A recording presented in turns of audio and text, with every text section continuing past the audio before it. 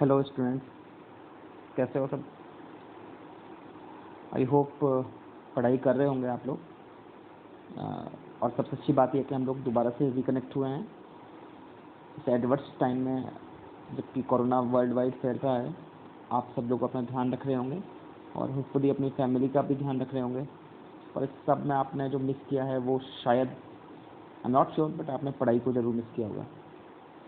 आप सब लोगों को सबसे पहले तो कॉन्ग्रेचुलेशन कि आप लोग बिना परीक्षा दिए, बिना एग्ज़ाम दिए इस बार 12th में पहुंच गए। ऐसा बहुत रेयर होता है, पर हर बार नहीं होता। तो इस बार पढ़ाई करनी है आपको। 12th क्लास इस बार फेस करनी है, और 12th अपने आप में एक बहुत इंपॉर्टेंट क्लास होती है, आप सबको पता है। तो मैं आप सबको शुभकामनाएं देता हूँ। I wish you a very good luck for your 12th standard. इस एडवर्स टाइम में जबकि सब कुछ गलत हो रहा है, anything is not happening like as we want, जैसा हम चाह रहे हैं वैसा कुछ भी नहीं हो रहा। पढ़ाई बहुत ज़्यादा हैम्पर हो रही है। अब दो ही सिचुएशन हमारे सामने हैं। पहली सिचुएशन तो ये है कि you can be strongly mental और you can be mentally strong. शुरुआत हम यहाँ से करना चाहेंगे कि आपकी 12th की जो पढ़ाई है that will take about 8 to 10 months to be completed. मैं कंपेयर करूँ 11th से तो थोड़ा सा आसान है। तो अगर ये 1-2 महीने अगर आपने मिस कर भी दिए हैं तो there is nothing to worry. हाँ, इसमें आपको पढ़ना चाहिए था, सेल्फ स्टडी करनी चाहिए थी। मैं हमेशा आप लोगों को सजेस्ट करता था कि self study is very important. और आज जो सिनेरियो आ गया है वहाँ पर सेल्फ स्टडी बहुत ज़्यादा इंपॉर्टेंट हो गई है, क्योंकि जिस तरह की कंडीशंस हैं, जिस तरह का माहौल है, आई एम नॉट श्योर 4-5 महीने तक अगले आप कोई फिजिकल क्लास अटेंड कर पाएंगे, क्योंकि जो पब्लिक गैदरिंग है वो गवर्नमेंट अलाउ नहीं करेगी। और होपफुली आपके पेरेंट्स भी इतने अवेयर होंगे इस कंडीशन में कि वो भी आप लोगों को नहीं जाने देंगे। तो अब ऐसी कंडीशन में पढ़ाई भी करनी है, बाहर भी नहीं जाना है, तो क्या करें। तो जिस टेक्नोलॉजी को हमेशा एडवर्स कहा जाता है, जिसको हमेशा कर्स किया जाता है, जिसको हमेशा बुरा बताया जाता है, वही काम आएगी।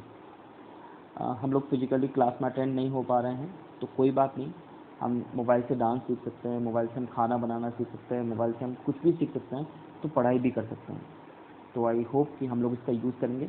और जहाँ तक सब्जेक्ट का मैटर है, केमिस्ट्री के पॉइंट ऑफ व्यू से मैं आपको इंश्योर कर रहा हूँ कि I will definitely make 100% effort. मैं पूरा 100% एफर्ट दूँगा और आप लोग सब जुड़े रहेंगे। अगर साथ में हम लोग मेहनत करेंगे तो हम इस एम को जो हम बनाएंगे अपने ड्यूरेशन में, पढ़ाई की ड्यूरेशन में, उसे हम अचीव कर लेंगे। अदरवाइज़ पता नहीं कुछ अगले 4 महीने 5 महीने क्या होना। उसके बाद आपको अपनी नीट एग्ज़ाम देनी, IIT देनी, whatever you want to achieve. बहुत गलत हुआ आप लोगों के साथ कि 12th के साथ में ये कंडीशंस आई हैं। अदरवाइज़ आपकी क्लासेस चालू हो चुकी होती और होपफुली आपके 1-2 चैप्टर्स हो भी गए होते। बट कोई नहीं, we will not talk about the adverse things. अब हम पॉजिटिव तरीके से थोड़ा सा आगे बढ़ेंगे। आप सब जुड़े रहेंगे और हम सब मिलकर मेहनत करेंगे। मैं आपके साथ हूँ, आपको भी मेरे साथ होना, ठीक है। तो चलिए स्टार्ट करते हैं। सबसे पहले हम बात करते हैं केमिस्ट्री पॉइंट ऑफ व्यू से। मैं आपको बता दूं, आप CBSE बोर्ड एग्ज़ाम अपीयर करेंगे। Central board of secondary education हमेशा अपने सिलेबस के लिए डिपेंड रहती है NCERT पर। और मैं भी आपको ये प्रिस्क्राइब करूँगा कि आप NCERT की बुक्स ज़रूर परचेज करें, और वही बुक्स आप लोगों के लिए बेसिस होंगी। मैं आपको बता दूं कि जो लोग IAS की प्रिपरेशन करते हैं, जो लोग IIT की प्रिपरेशन करते हैं, जो लोग नीट की प्रिपरेशन करते हैं, सबसे पहले उनको ये बताया जाता है कि जो आप नहीं करके आए हैं, आई मीन NCERT आप नहीं पढ़ के आए हैं, तो ज़रूर से पढ़िए।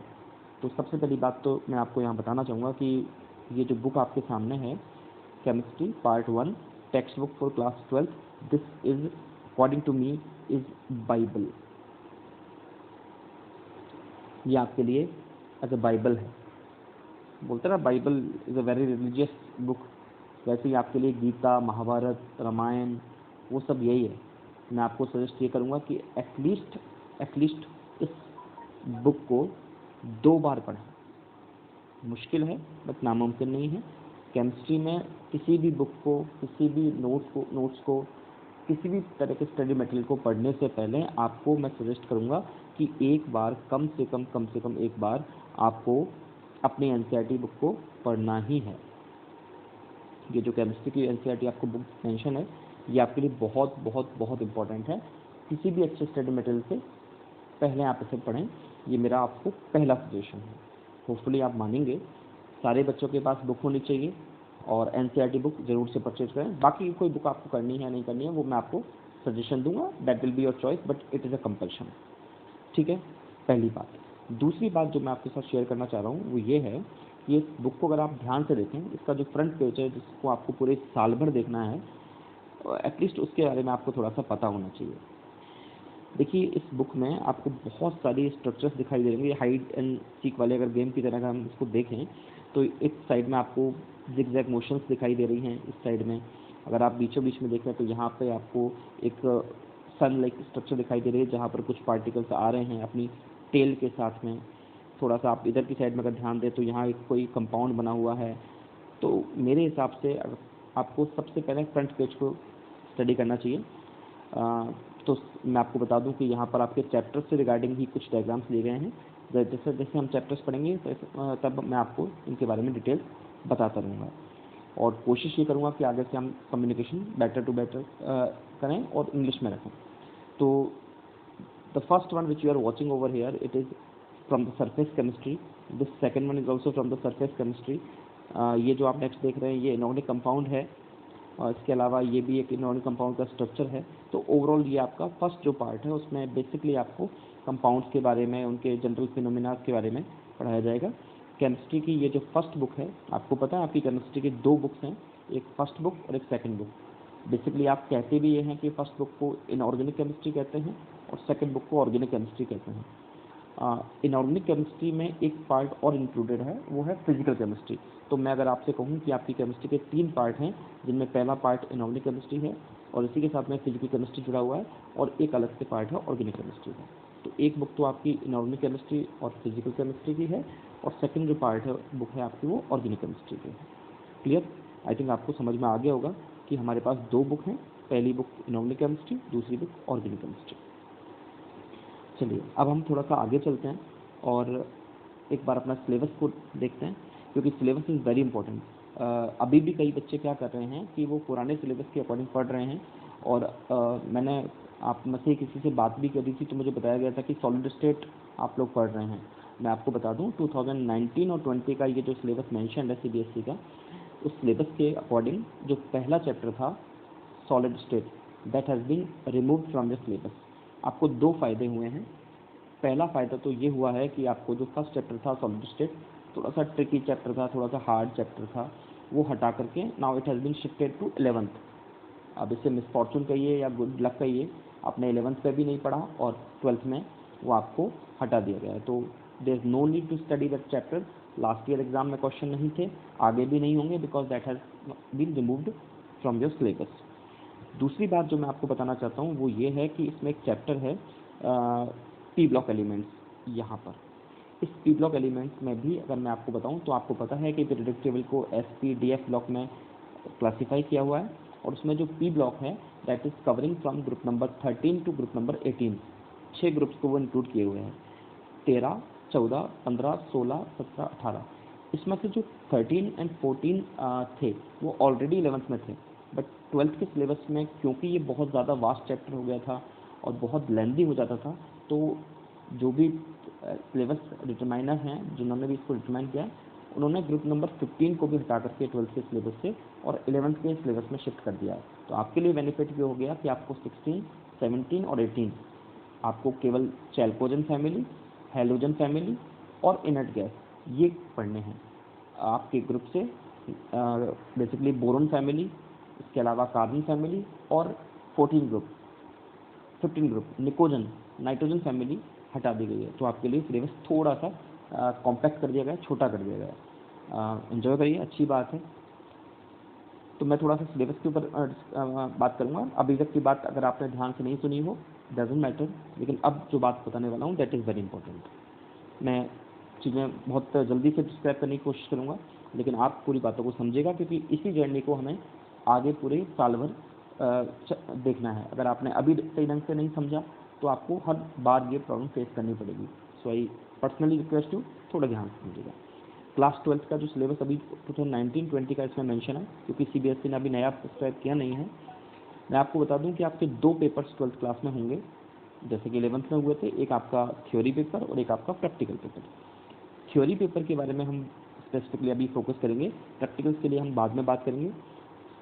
70 मार्क्स का आपका थ्योरी का रहेगा प्लस 30 मार्क्स का आपका प्रैक्टिकल का रहेगा, तो हम इसके बारे में थोड़ा सा बाद में बात करेंगे, अभी हम इसके बारे में बात करेंगे। थ्योरी के बारे में अगर मैं आपको बताऊं तो पूरे के पूरे सिलेबस में आपको थोड़ा सा ध्यान से अगर आप देखें तो लगभग 15 चैप्टर हैं। एक्चुअली यहाँ पर मेंशन 14 कर रखे हैं, थोड़ा काउंटिंग मिस्टेक है, तो उसको आप एस्टिमेट कर लीजिएगा।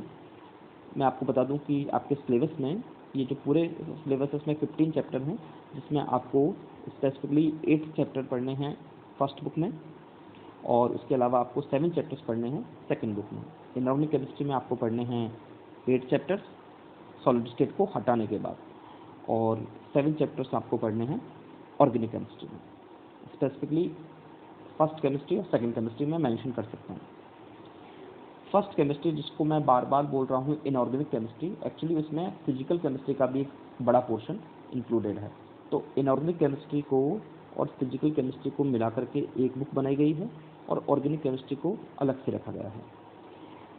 इनऑर्गेनिक केमिस्ट्री और फिजिकल केमिस्ट्री वाला पोर्शन आपको चैप्टर नंबर 1 से लेकर के चैप्टर नंबर 8 तक स्टडी करना है यहाँ से, और चैप्टर नंबर 8 तक कोऑर्डिनेशन कंपाउंड्स तक। उसके अलावा फिर आपको चैप्टर नंबर 8 नेक्स्ट जो चैप्टर्स हैं वो आपके हैं ऑर्गेनिक केमिस्ट्री के, जो स्टार्ट होते हैं हेलो एल्केन हेलो एरीन से और केमिस्ट्री इन एवरीडे लाइफ तक। कौन सा ज़्यादा मार्क्स का है, कौन सा ज़्यादा इंपॉर्टेंट है, वो सब एग्ज़ाम ओरिएंटेड बातें हैं, अभी से उनके बारे में नहीं करेंगे तो ज़्यादा ठीक रहेगा, बट फिर भी आपको बता देता हूँ थोड़ा सा मार्जिन। फर्स्ट वाला जो पार्ट है इनऑर्गेनिक और फिजिकल उसका ज़्यादा रहेगा, सेकेंड वाला जो पार्ट है वो थोड़ा सा, you can not justify that, but even 4 to 5 marks का थोड़ा सा डिफरेंस है, वो फर्स्ट वाली केमिस्ट्री को ज़्यादा मार्क्स देगा। आप काउंट भी कर सकते हैं, you can easily get that, क्योंकि अगर मैं आपको बताऊं तो 23 और 19 ये मार्क्स अगर आप सम कर लें तो you will get about 23 and 9 it will be about 32, and then 42 marks का आपका फर्स्ट वाला पोर्शन है, 28 मार्क्स का सेकंड वाला पोर्शन है। बट कुछ चीज़ें कॉमन हैं तो हम उनको डिटरमाइन नहीं कर सकते, बट फर्स्ट वाली केमिस्ट्री ज़्यादा मार्क्स की है ओवरऑल, मुझे ये आपको समझाना था। दूसरी बात जो मैं आपको बताना चाह रहा हूँ, देखिए स्पेसिफिकली इसमें मैं आपको बताना चाह रहा हूँ कि जो चैप्टर्स मैंने आपको बताए हैं उनमें आपका जो चैप्टर्स हैं वो फर्स्ट चैप्टर से शुरू करेंगे अगर हम, तो फर्स्ट चैप्टर जो आपका है that is of solution. Solution आपका फर्स्ट चैप्टर है। इस फर्स्ट चैप्टर में आपको लिक्विड सॉल्यूशंस के बारे में स्पेसिफिकली बात करनी है। लिक्विड सॉल्यूशंस मतलब वो सॉल्यूशन जिनमें लिक्विड का मार्जिन ज़्यादा होता है या जिसमें होमोजीनियस सॉल्यूशन बनेगा, हम उसके बारे में बात करेंगे। दूसरा चैप्टर जो आपका रहेगा वो रहेगा आपका इलेक्ट्रोकेमिस्ट्री।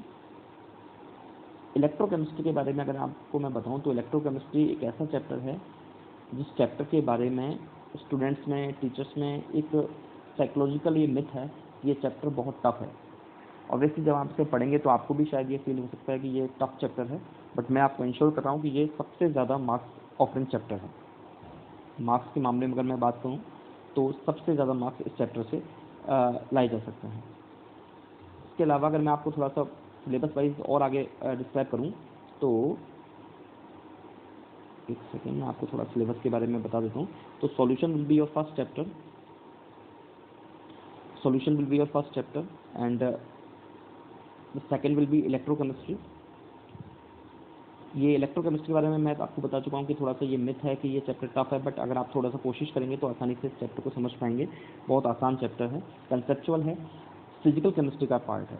मैं अगर आपको थोड़ा सा समझाऊँ तो solution, electrochemistry, chemical kinetics, surface chemistry, ये जो 4 इनिशियल चैप्टर्स हैं, ये चैप्टर आपके these 4 chapter are the part of physical chemistry, ये फिजिकल केमिस्ट्री के पार्ट है।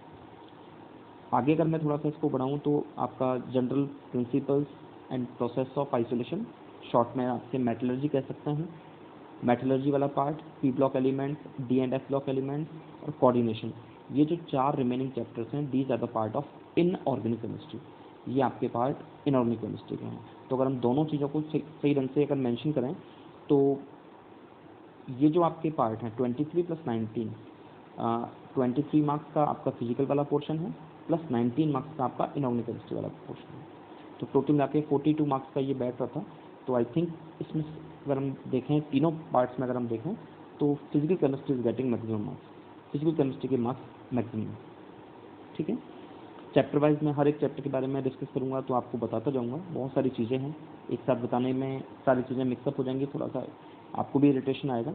तो मैं आपको बता चुका हूँ कि फर्स्ट बुक आपका चैप्टर नंबर 1 से लेकर के चैप्टर नंबर 8 तक कवर करेगा, जिसमें solution, electrochemistry, chemical kinetics, surface chemistry, general principles and process of isolation of elements, जिसमें आप मेटलर्जी इंक्लूड करेंगे, P block elements and D and F block elements और कोऑर्डिनेशन केमिस्ट्री। ये पूरा का पूरा पोर्शन आपका फर्स्ट वाली केमिस्ट्री में है। इसमें मैं आपको बता दूं कि ये जो चैप्टर केमिकल काइनेटिक्स है, मेरे हिसाब से इस पूरे सिलेबस में दोनों बुक्स में सबसे छोटा चैप्टर है, और बहुत आसानी से इसमें मार्क्स जा सकते हैं। आई थिंक 4 to 5 डेज में ये चैप्टर कवर किया जा सकता है। सरफेस केमिस्ट्री एक वास्ट और लंबा बड़ा सिलेबस है इस चैप्टर का, और इस चैप्टर की सबसे खास बात यह है कि सरफेस केमिस्ट्री वाले चैप्टर में प्रैक्टिकल चीज़ें बहुत ज़्यादा मिलेंगी आपको, तो you will enjoy this chapter, but थोड़ा सा बड़ा रहेगा चैप्टर। आज शैम्पूज किस प्रिंसिपल पर बनाए जाते हैं, या आज हम देखें तो बहुत ज़्यादा इंपॉर्टेंट हो गया है एयर प्योरीफायर, वो किस कंसेप्ट पे काम करता है, मास्क जो हम लोग यूज़ में ले रहे हैं आज कोविड कंडीशंस में, वो किस कंसेप्ट पे काम करते हैं। तो ये सब बातें हम सरफेस केमिस्ट्री में डिस्कस करेंगे। ह्यूमन का ओरिजिन जब से हुआ है तभी से ह्यूमन ने अपने आप को वो डेवलप किया है कि वो कैसे ज़मीन को खोद करके मिनरल से ओर्स और ओर्स से फिर मेटल्स को एक्सट्रैक्ट करे। तो वो कुछ जनरल प्रिंसिपल्स आपको यहाँ पे पढ़ने हैं। Metallurgy will be in your syllabus. P block elements के बारे में मैंने अभी आपको रिसेंटली बताया है कि पी ब्लॉक एलिमेंट्स में जो आपका 15 ग्रुप है that has been shifted into 11th standard, और आपको 16 ऑक्सीजन फैमिली, जिसको आप कॉमनली चैल्कोजन भी बोलते हैं, 17 हैलोजन फैमिली और 18 इनर्ट गैसेस या जीरो गैसेस, उसको आपको स्टडी करना है इस सिलेबस में। D and F block elements, these are also the part of periodic table. अगर आपकी पीरियडिक टेबल अच्छी है तो आपका डी और एफ ब्लॉक भी और पी ब्लॉक एलिमेंट अच्छा होगा, बट जिन लोगों ने इसको इतने अच्छे ढंग से नहीं भी पढ़ा है, डोंट यू वरी, आपको डी और एफ ब्लॉक आसान लगेगा। आई थिंक आसान चैप्टर है। तो मैंने आपको फर्स्ट और एक चैप्टर और मैं इनऑर्गेनिक केमिस्ट्री में बताना है आपको, वो है कोऑर्डिनेशन कंपाउंड। कोऑर्डिनेशन कंपाउंड एक ऐसा पार्ट है जिसको आप शायद पहली बार पढ़ेंगे, बट मैं आपको ये दावे के साथ कह सकता हूँ कि जब आप इसको कंप्लीट कर चुके होंगे तो आपको सबसे फेवरेबल चैप्टर जो आपको लगेगा, सबसे इंटरेस्टिंग चैप्टर जो लगेगा, वो आपको कोऑर्डिनेशन कंपाउंड लगेगा। Coordination compound is connected with D and F block, तो एक साथ भी कई बार पढ़ाया जाता है, तो आप बेसिक रहेगा, that will B an easy chapter, आसान चैप्टर रहेगा। तो आई थिंक मैंने आपको फर्स्ट वाली बुक का तो कंप्लीटेशन बता दिया है। पढ़ना कैसे है, इंडेक्स बना के पढ़ना है, क्या करना है, वो अभी मैं नेक्स्ट स्लाइड में आप लोगों से बात करूँगा। सेकंड बुक के बारे में अगर मैं आपको बताऊं तो बेसिकली आपका जो 11th क्लास में ऑर्गेनिक केमिस्ट्री था, सेकंड बुक जो था उसमें बहुत सारा पार्ट फर्स्ट केमिस्ट्री का भी इंक्लूडेड था, तो there was not a border line. लेकिन 12th की अगर मैं ऑर्गेनिक केमिस्ट्री की बात करूँ तो 12th की ऑर्गेनिक केमिस्ट्री में स्पेसिफिकली बिल्कुल बाइफर्केशन है, अलग अलग से बिल्कुल किया हुआ है। ऑर्गेनिक केमिस्ट्री को स्पेसिफिकली अलग ही रखा गया है। उसमें फर्स्ट चैप्टर है आपका halo alkane and hello arene. इस हेलो एल्केन और हेलो एरीन में आप बहुत फेमस कंपाउंड्स हैं, जैसे आपने नाम सुना होगा DDT, अगर आपने नाम सुना हो, बहुत फेमस है, मूवीज़ में कई बार बताते हैं। क्लोरोफॉर्म, इसके अलावा अगर आप देखें तो आयोडोफॉर्म, वो आपको पढ़ना है। बहुत सारे कंपाउंड्स हैं, जैसे 6,6,6,6 कंपाउंड है, बड़े फेमस कंपाउंड हैं, इनके बारे में आप स्टडी करेंगे कैसे ये बनते हैं, and how to produce other compound from these compound, that will be the part of halo alkane halo arene. Next chapter जो है वो है एल्कोहल फिनॉल ईथर। 3 चैप्टर्स को मिला के एक चैप्टर बनाया है। चैप्टर थोड़ा लेंदी है बट इजी है, इंटरेस्टिंग है। अगला चैप्टर है aldehyde ketone and carboxylic acid.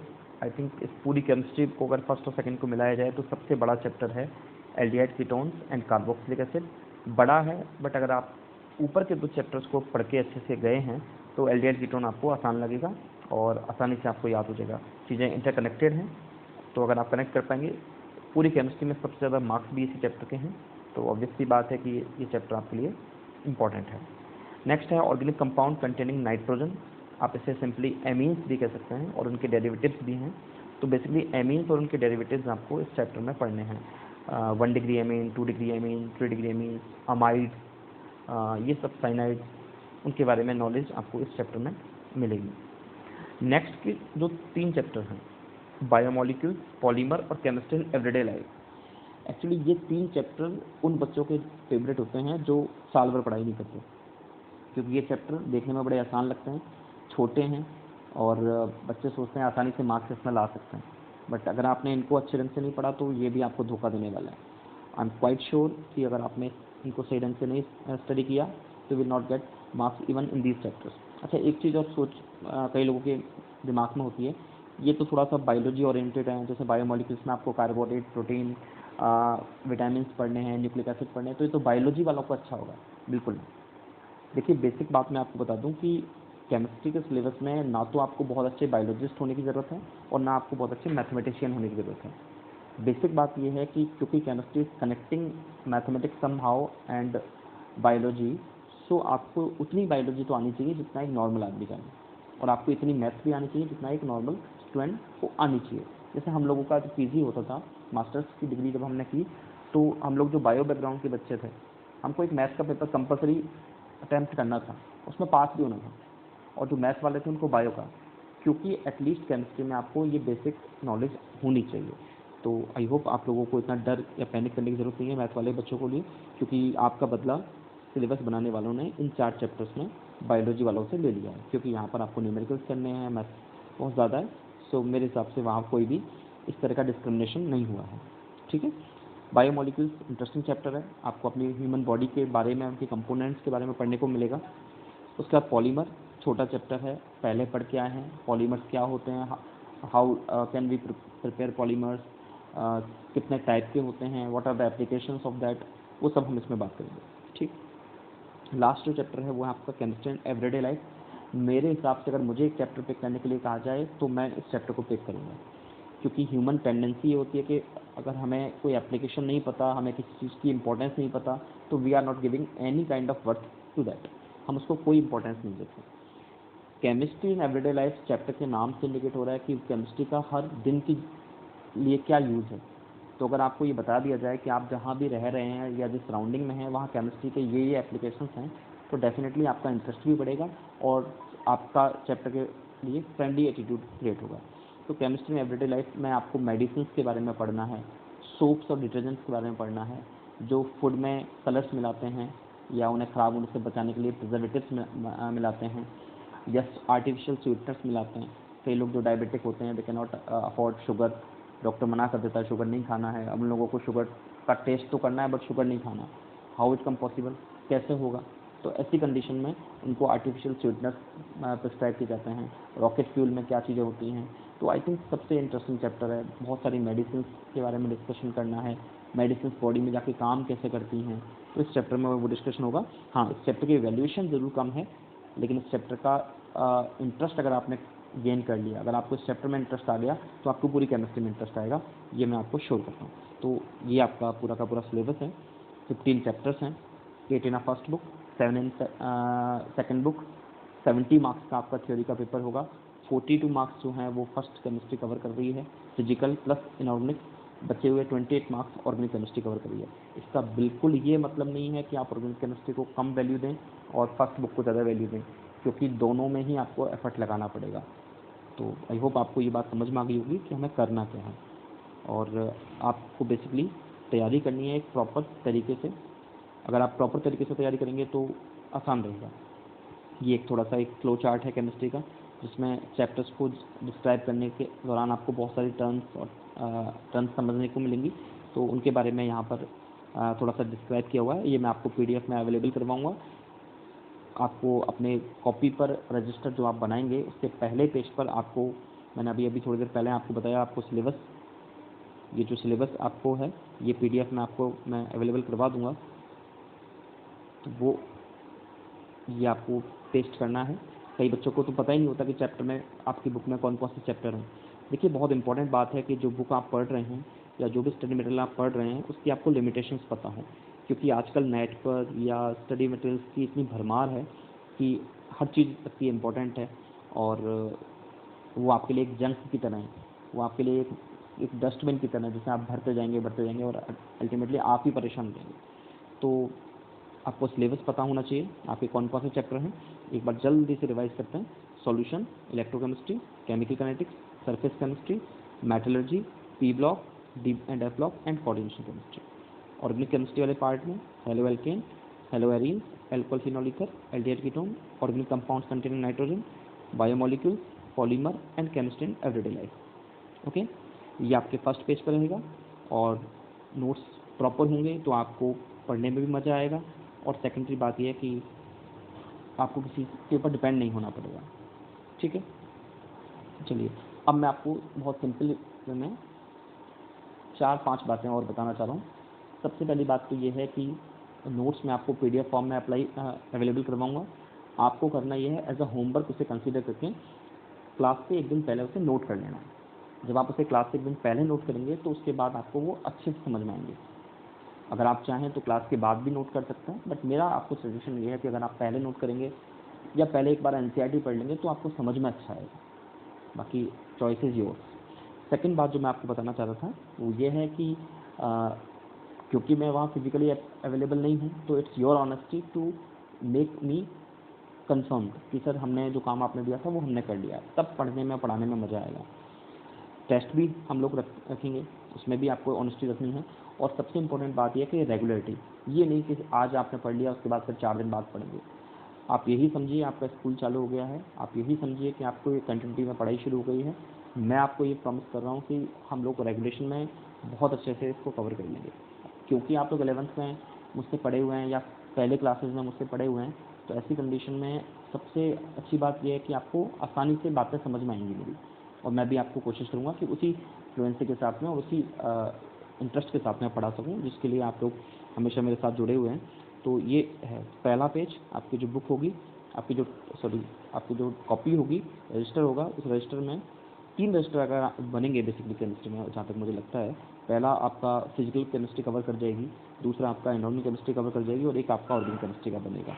तो बेसिकली करना ये है आपको कि पहले पे ये आप पेस्ट कर लेंगे, प्रिंट आउट निकलवा लीजिए, नहीं तो हाथ से लिख लीजिए। दूसरा जो आप करेंगे वो बेसिकली ये चार्ट अगर आप बना सकें तो उसके लिए भी हम लोग डिस्कस करेंगे, मैं आपको अवेलेबल करवा दूंगा। लेकिन थोड़ा सा उससे पहले मैं आपको स्ट्रेटजी के बारे में बात कर रहा था। जो हमारी स्ट्रेटजी है उसमें 8 पॉइंट्स कवर करने हैं। एक तो ये है कि आपको एक प्रैक्टिकल टाइम टेबल बनाना है। ये जो प्रैक्टिकल टाइम टेबल होगा ये ऐसा हो जो आप फॉलो कर सकें। स्टडीज़ कैसे करनी है that is a very important thing. कर तो हम लेंगे लेकिन कैसे करेंगे?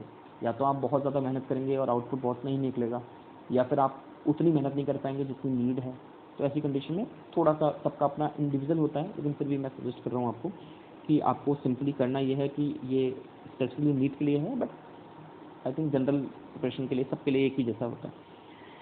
Make a practical time table. आपको एक ऐसा टाइम टेबल बनाना है जो आप फॉलो कर सकें। टाइम टेबल ऐसा बिल्कुल मत बनाइए जिसे हटाने की जरूरत है, और अगर बना लिया है तो स्टिक टू दैट। दूसरी बात आपको करना यह है कि जो भी सिलेबस आपका 12th में सब्सक्राइब है, हर चैप्टर का इंडेक्स बनाना बहुत ज़रूरी है। विदाउट द इंडेक्स आप अंधेरे में तीर मारेंगे।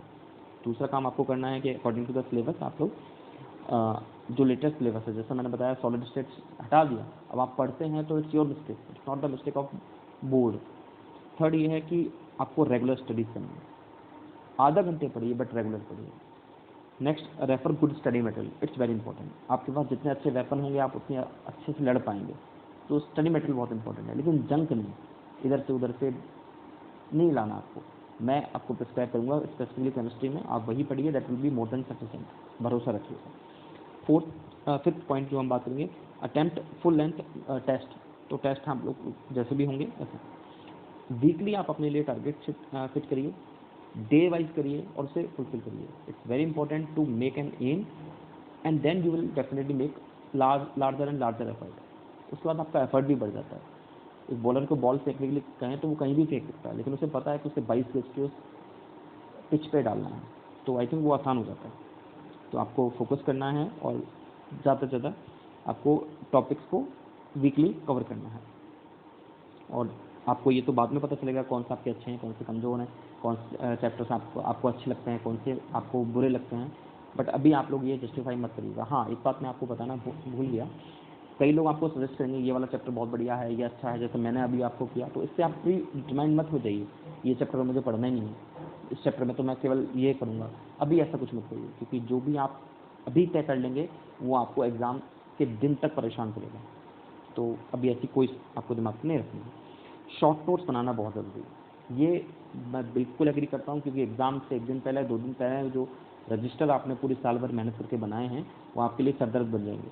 ऐसी कंडीशन में आपके लिए सजेशन ये है कि आप अपने लिए शॉर्ट नोट्स ज़रूर बनाएं। मैं भी आपके लिए शॉर्ट नोट्स बनवाऊँगा, हर चैप्टर के बाद आपको क्वेश्चंस की एक लिस्ट दूंगा, उसे अगर आप कवर कर पाते हैं तो चैप्टर कंप्लीट है। Stay away from guess work.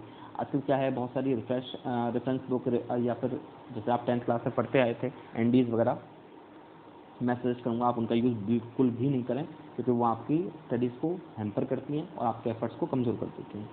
तो पहला काम आपको क्या करना है, सिलेबस को लिखना है। दूसरा काम क्या करना है, अपने लिए एक डेफिनेट टाइम टेबल बनाना है।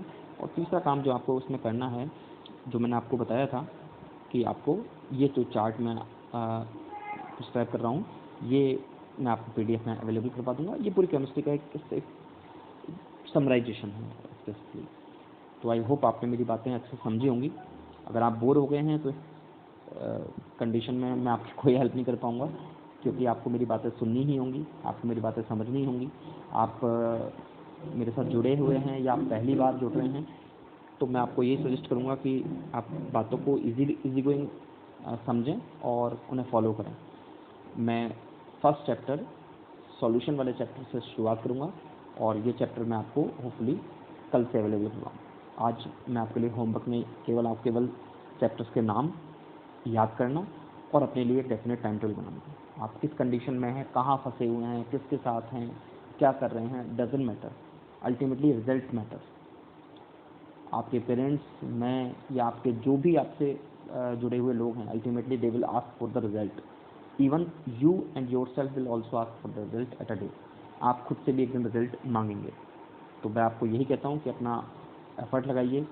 स्टूडेंट की लाइफ में किसी और चीज़ की ज़रूरत नहीं होती, एक 2x2 का टेबल और उस पर रखी हुई किताब, दैट इज़ योर वर्ल्ड, वही आपकी दुनिया है। और इसके अलावा अगर आप दुनिया बाहर ढूंढते हैं तो मेरे हिसाब से आपकी स्टूडेंट लाइफ ख़त्म हो चुकी है। I wish a very good luck to you. मैं आपके साथ में हूँ, आपको तय करना है कि आप मेरे साथ कहते हैं। ठीक है, तो अगली वीडियो मैं कल आपको भेजूँगा, ध्यान से सुनिएगा और मेरे साथ रहिएगा। Thank you.